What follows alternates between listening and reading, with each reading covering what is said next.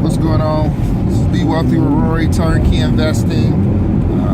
I am on the road, headed out to tile store. Go pick out some tile. As you guys can see, since I did my last video, I've grown my hair out, got a little fro going. I don't know what my plans are with it. I just decided I want to try something new and make my coworkers a little bit uncomfortable when I, get my extra black on. So yeah, I got the fro going. I told myself until I sell this current rehab I got going in Edmonds, I was gonna keep growing it out until that sales, because I like getting my hair cut. That's something I like to do. I like having my hair cut, looking nice, and yeah, I just figured I'd sacrifice doing that until I push myself to get this rehab done as quickly as possible. So from time to time I'll do that, just sacrifice something until I do something that I set my goals out to do. So that's kind of what I'm doing with the fro right now. I'll see if I stick with it. I mean, this project is going really well, so should have it on the market, but in about a month or so. But I do need to. I go to seller listing, going to look at meet with sellers, and I don't know. One thing is be a black brother walking to the door, they already nervous. That's just the world we live in. It is what it is. Then I got a fro, and I ain't a small guy, so they get a little bit uncomfortable. But it is what it is. I love being me.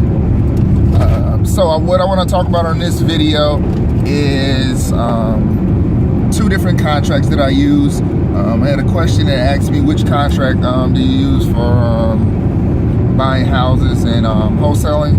So I use two different contracts, just depending on the seller, and I'll explain to you why I use two different contracts. Both of them are, legal. There's nothing underneath the table or different.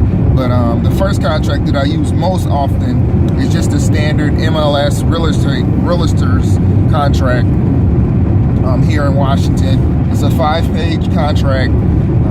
It has a clause in it about assignment, and I use that traditionally on most closings. And the way I usually explain it is this: if they've bought a house before, they're likely, and they've probably bought it with an agent. This is the exact same contract that you probably used when you bought the place. So it makes people a little bit more comfortable with the paperwork, and they understand. It's not nothing fancy, but it is 5 pages. And depending on the kind of seller I'm dealing with, sometimes they may be older and they don't want to go through and read 5 pages of jargon, because a lot of times a lot of the information on the contract does not pertain to the transaction, meaning it may have information or discussing things that has to do with agents, and if you're closing with an agent, and sales commission. And obviously when I buy houses directly from sellers, there's no commission they pay, so they save a lot of money that way. So that's the first contract I use. The second contract I use is my 1-page, just single-page contract. It's pretty short and sweet. It's not as kind of complex and as detailed as the realtors contract, the MLS contract that most agents use. And I use the 1-page contract when people are kind of more up in age, and they don't want to read 5 pages worth of jargon. And a 1-page contract, I can usually walk them through that contract line by line, and it's pretty short and sweet, and it explains exactly just what's needed. It's not a lot of extra jargon to kind of complicate the situation. So those are the two contracts that I use. One is the MLS contract, one is my 1-page contract, and I just kind of fill it out. The other time is if I'm dealing with a seller that wants to send their contract to an attorney. I never use the 1-page contract because attorneys you're hiring them to make some money. So if I send them a 1-page contract, it's not something they're traditionally used to seeing. They're gonna make a whole lot of changes. They're gonna ask you to add a whole lot of extra stuff that's not necessary, because I've used my one-page contract to close. But they're wanting to protect their clients' interests, and they're wanting to make more money, obviously, as well, which unfortunately that's what some attorneys do. And not all attorneys, but some attorneys do that. They feel like if you send them a contract, if they don't say everything is okay just as is, then you're not getting what you paid for. So they're going to make changes. So I'll send them the standard MLS contract, because 98%, 99% of all houses sell through MLS, through an agent.